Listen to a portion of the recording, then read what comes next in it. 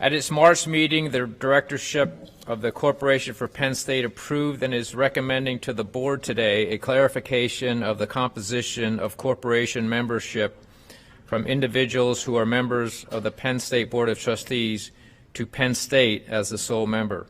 You all received in your materials amendments to the articles of incorporation and bylaws of the corporation, together with additional changes as the officers of the corporation deem necessary in support of this change.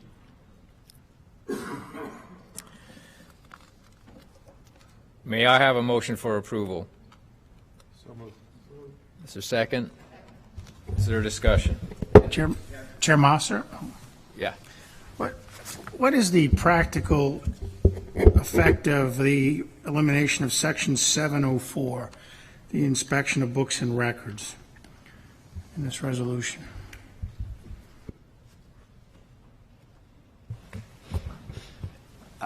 So I'll have one of our attorneys answer that. I think I can answer the question. I think. Go ahead. Currently, as drafted, when the articles and bylaws were drafted in 1985, paragraph 6 of the Articles of Incorporation provides that, quote, the members of the corporation shall be the individual members of the Board of Trustees of the Pennsylvania State University, selected in accordance with the terms of the corporate charter of the Pennsylvania State University. The members of the corporation shall annually elect the board of directors of the corporation in accordance with the provisions of the bylaws of the corporation. What's being proposed is that paragraph 6 in the Articles of Incorporation be changed such that the individual members, meaning the 36 of us presumably, are no longer the members of the Corporation for Penn State, but that Penn State University itself is the sole member. And with that change would eliminate presumably the need for the provisions within the bylaws that provide for member access to documents, because there would be no individual members of the corporation. So that's why that section would come out. I personally have concerns about approving this amendment, but I'm just answering your question for now.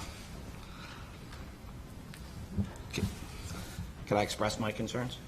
Oh, yeah, go ahead. Yeah, I don't quite understand why after 31 years this has been presented to us without much discussion, and you know, I think it's labeled as a clarification is inaccurate. This is a major change. The Corporation for Penn State is a significant part of this university. For those that may not know, it is an entity. It has two principal purposes. One is it's a holding company for a number of our affiliates that the university itself cannot do directly. It's a 501c3 nonprofit corporation. The second purpose is it can accept gifts that the university itself can't, but it's the subsidiaries that concern me. The subsidiaries that the Corporation for Penn State owns include, among other things, the Nittany Insurance Company, the Penn State Hershey Health System, and the Pennsylvania College of Technology. For 31 years, we, the Board of Trustees of the university, have been the members of the Corporation for Penn State. It was set up that way for a reason. I don't know what that reason is, but I can, speculate. This is a significant asset to Penn State. And that I don't know what the dollars are that fall under the Corporation for Penn State, but they're significant. I personally see no reason, and have not been, nobody's expressed a reason why we as trustees should give up our right for direct oversight and cede that to the university as a whole. My fear is that without having the direct oversight, we may be shirking our duties as trustees. Again, this was set up this way for a reason. I think this is an amendment that's unnecessary, and I would encourage everyone to take a close look at it. So I'll entertain an amendment to table, I'll entertain a motion to table this motion so we can study it further. So moved. Second, discussion. All those in favor say aye. Aye. Those opposed say nay. Motion carries.